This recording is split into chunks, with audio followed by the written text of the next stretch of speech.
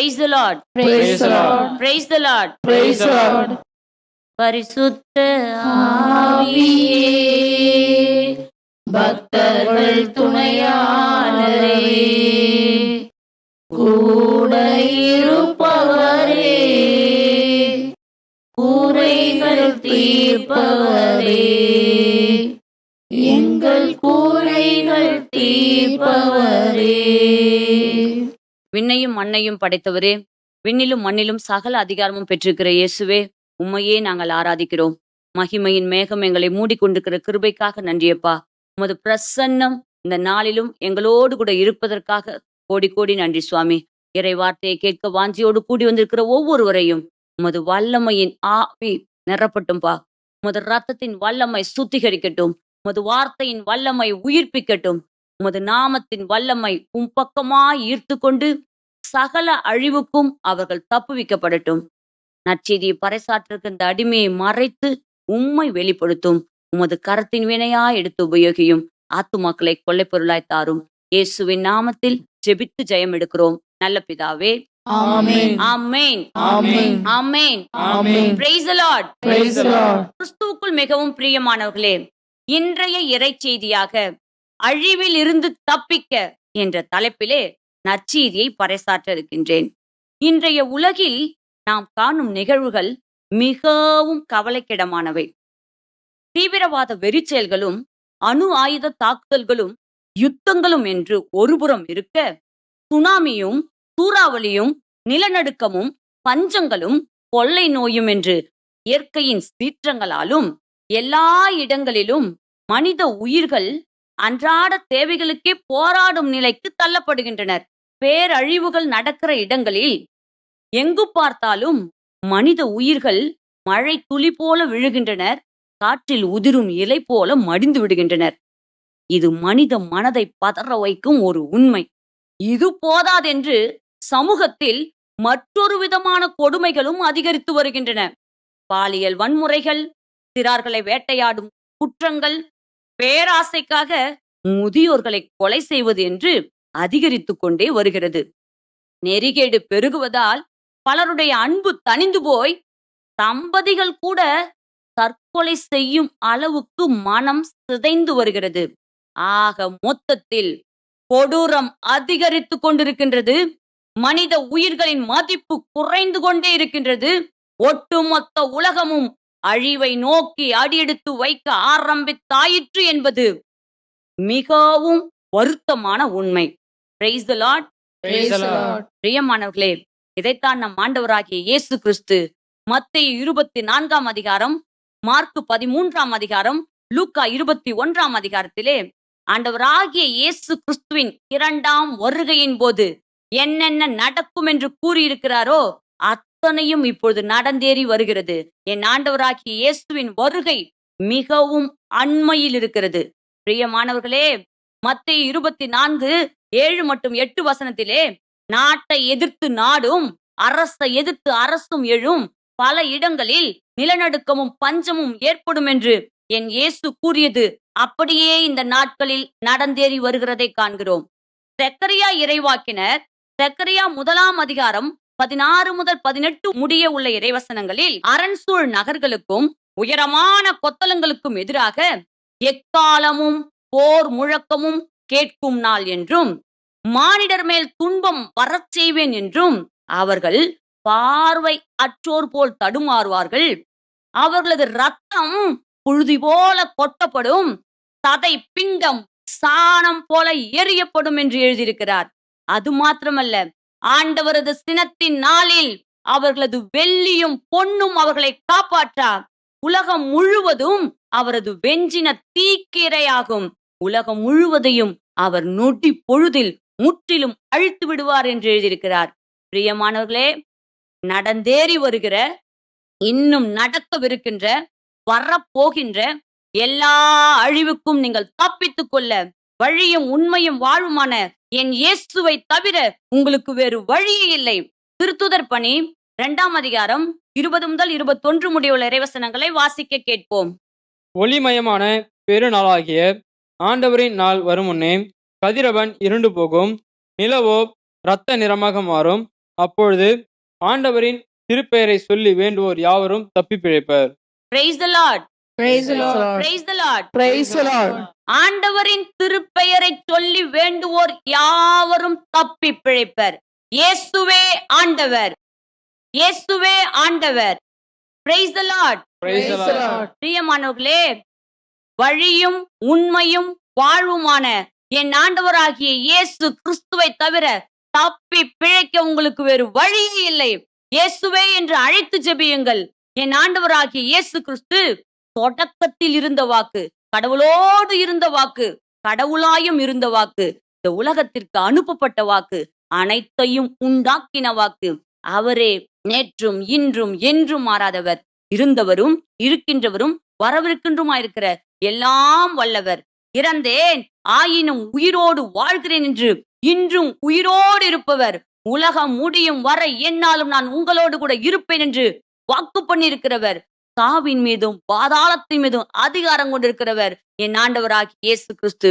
மகனே மகளே, தப்பி பிழைக்க இயேசுவே என்று இயேசுவின் நாமத்தை கூவி அழைத்து ஜெபியுங்கள்.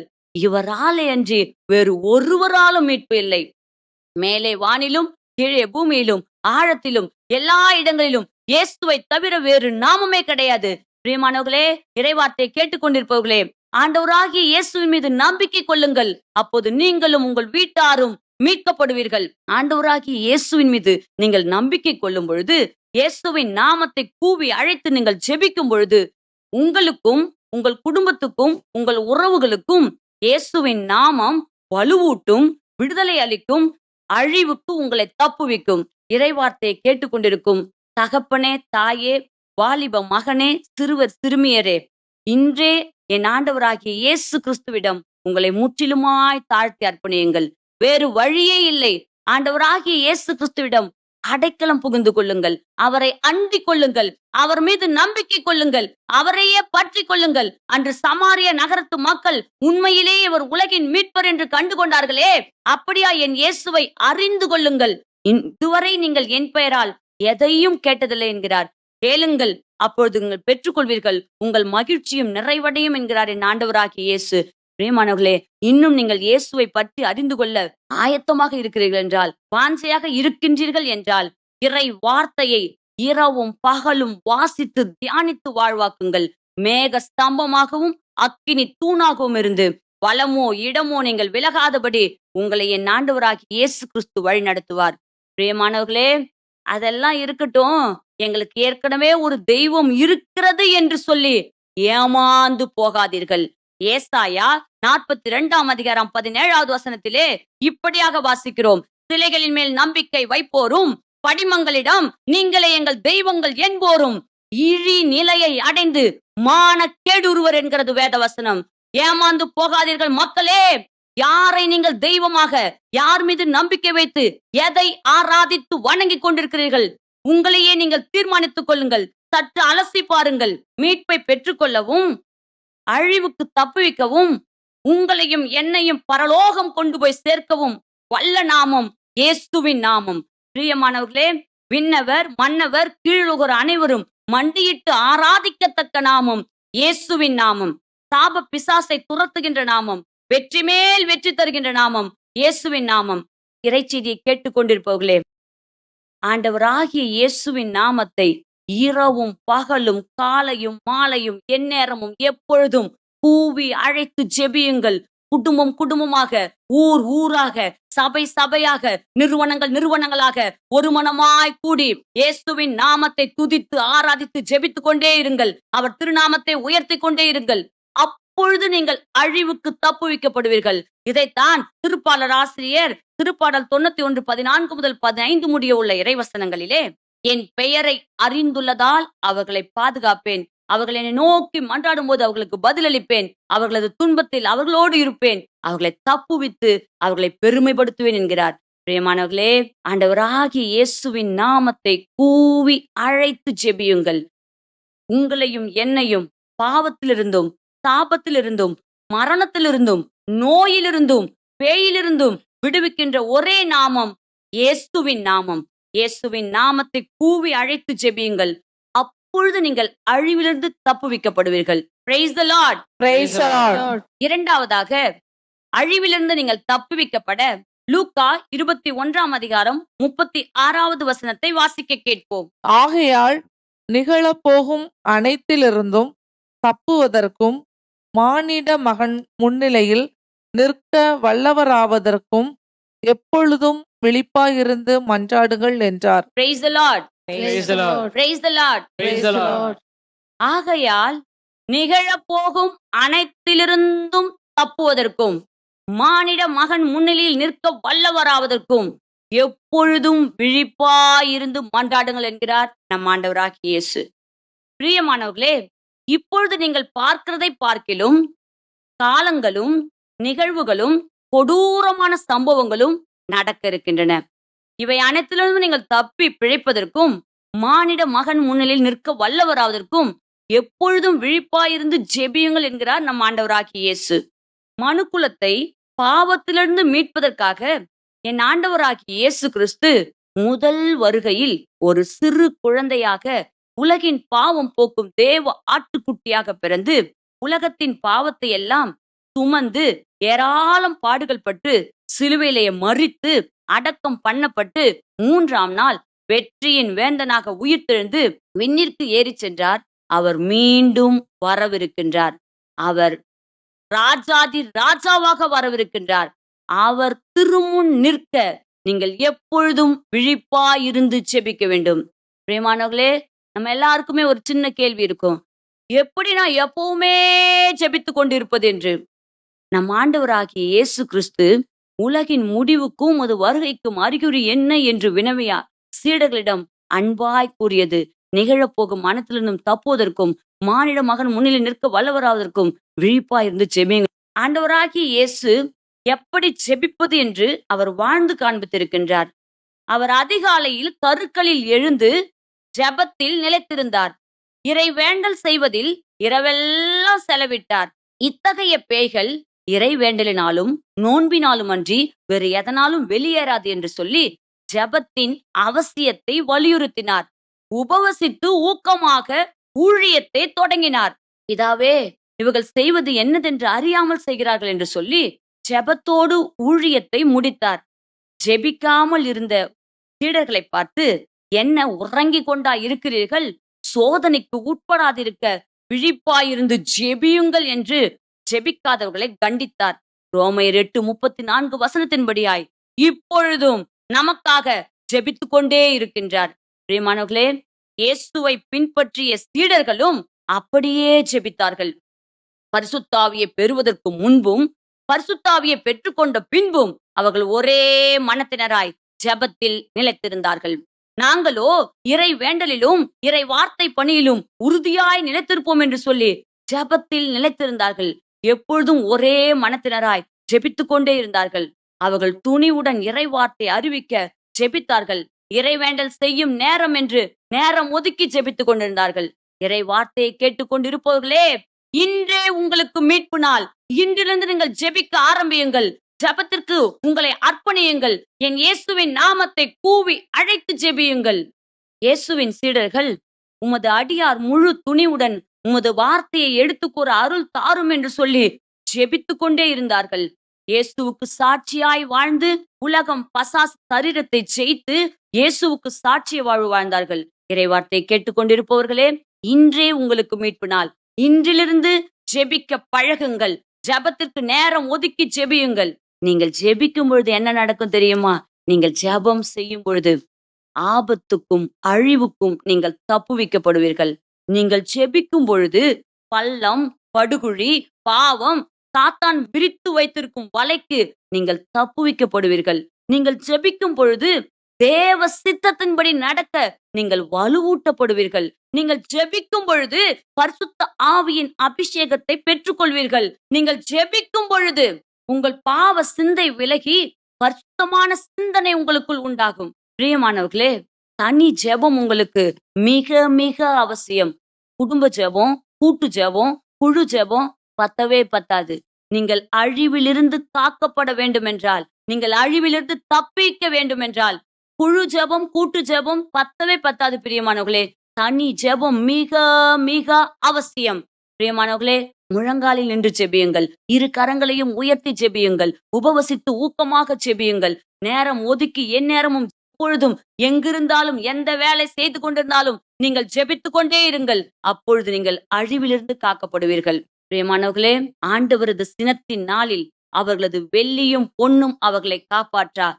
ஆம் பிரியமானவர்களே, நீங்கள் பெற்றிருக்கக்கூடிய பட்டம், பதவி, பெயர், புகழ், வாழ்க்கை, வசதிகள் எதுவுமே உங்களை அழிவிலிருந்து தப்பிக்க முடியாது.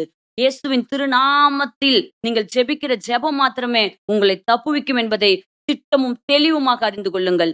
இன்றிலிருந்து ஜெபிக்க ஆரம்பியுங்கள். Praise the Lord. Praise the Lord. Praise the Lord. Praise the Lord. மூன்றாவதாக, இயேசுவின் ரத்தம். அழிவிலிருந்து நீங்கள் தப்பிக்க இயேசுவின் ரத்தத்தினால் முத்திரையிடப்படுங்கள். வாசிக்க கேட்போம். எபிரேயர் 9ஆம் அதிகாரம் 22வது வசனத்தை.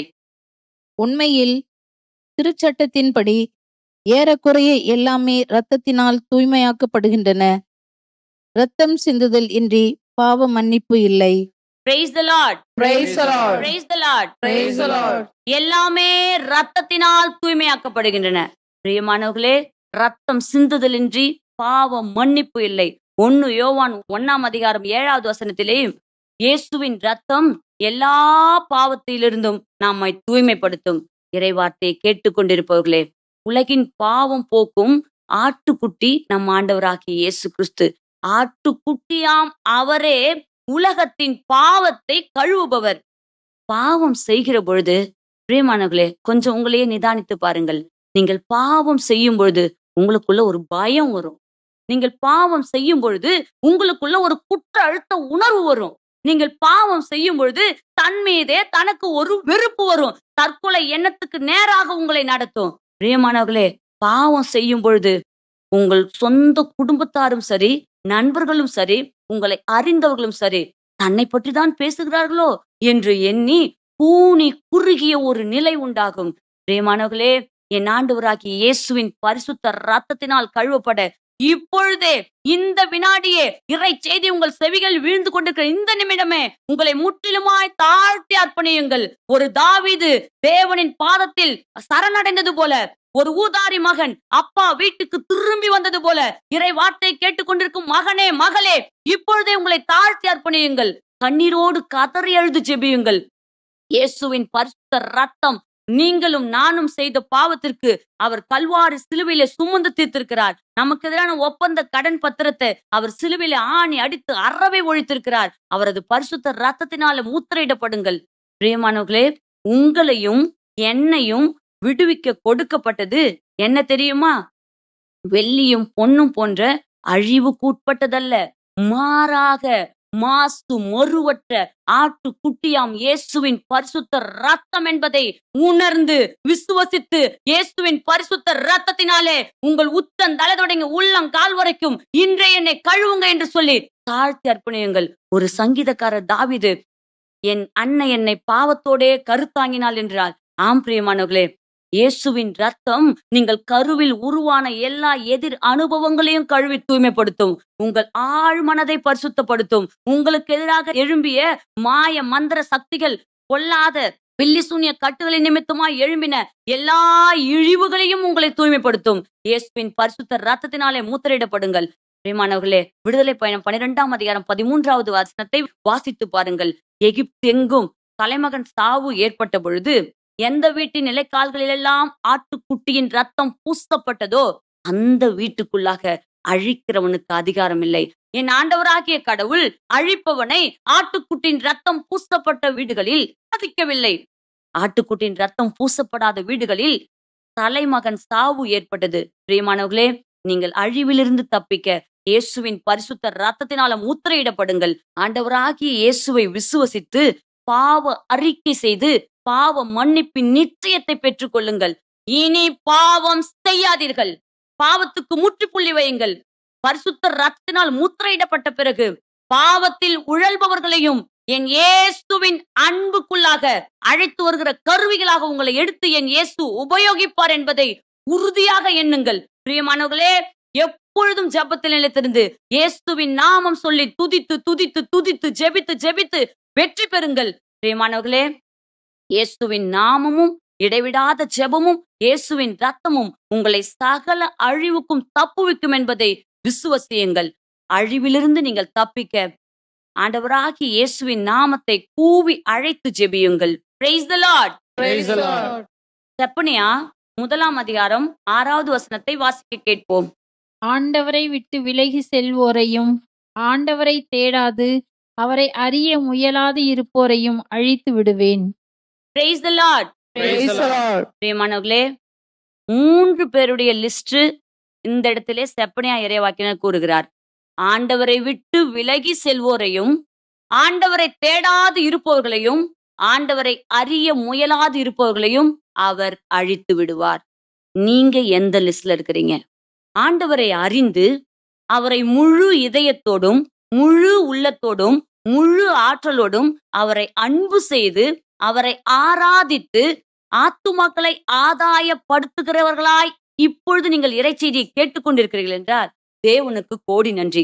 பிரியமானவர்களே, தன் ஒரே மகன் மீது நம்பிக்கை கொள்ளும் எவரும் அழியாமல் நிலைவாழ்வு பெறும்படி தன் ஒரே மகனையே உலகிற்கு அனுப்பின பிதாவின் அன்பையும் இயேசுவின் அன்பையும் ருசித்து பாருங்கள். இப்போ எனக்கு வேலை அதிகம் என்று சொல்லி ஆண்டவராகிய இயேசுவை விட்டு விலகிச் சென்றவர்களாக நீங்கள் இருப்பீர்கள் என்றால் பிறகு பார்த்துக்கலாம், போக போக பார்த்துக்கலாம் என்று நோவா காலத்து மக்களைப் போல உதாசீனப்படுத்துவர்களாக இருந்தீர்கள் என்றால் என் ஆண்டவராகிய இயேசுவை இன்றே தேடிக் கொள்ளுங்கள், அண்டிக் கொள்ளுங்கள். இறை வார்த்தையை இரவும் பகலும் வாசித்து தியானித்து வாழ்வாக்குங்கள். இயேசு நாமம் சொல்லி துதித்து ஜெபித்து ஒவ்வொரு நாளும் வெற்றி பெறுங்கள். உலகம் பசாச சரீரத்தை ஜெயிக்க என் இயேசு உங்களுக்கு வலுவூட்டுவார். கட்டளைகளை கடைபிடித்து பரிசுத்த வாழ்வு வாழுங்கள். கடவுளுக்கும் மனிதனுக்கும் உகந்த தூய வாழ்வு வாழுங்கள். பிரியமானவர்களே, இறை வார்த்தையை கேட்டுக்கொண்டிருப்பவர்களே, இம்மைக்கும் மறுமைக்குமான ஆசீர்வாதத்தை பெற்றுக்கொள்ளவும் அழிவிலிருந்து தப்புவிக்கவும் இயேசு நாமம் சொல்லி துதித்து கொண்டே இருங்கள். என் ஆண்டவராகிய இயேசு கிறிஸ்து உங்களை நிறைவாக ஆசீர்வதிப்பாராக. ஆமென். Amen. Amen. Amen. Praise the Lord. Praise the Lord. Praise the Lord. Praise the Lord. விண்ணையும் மண்ணையும் படைத்தவரே, நன்றியோடு உம்மை துதிக்கிறோம்பா.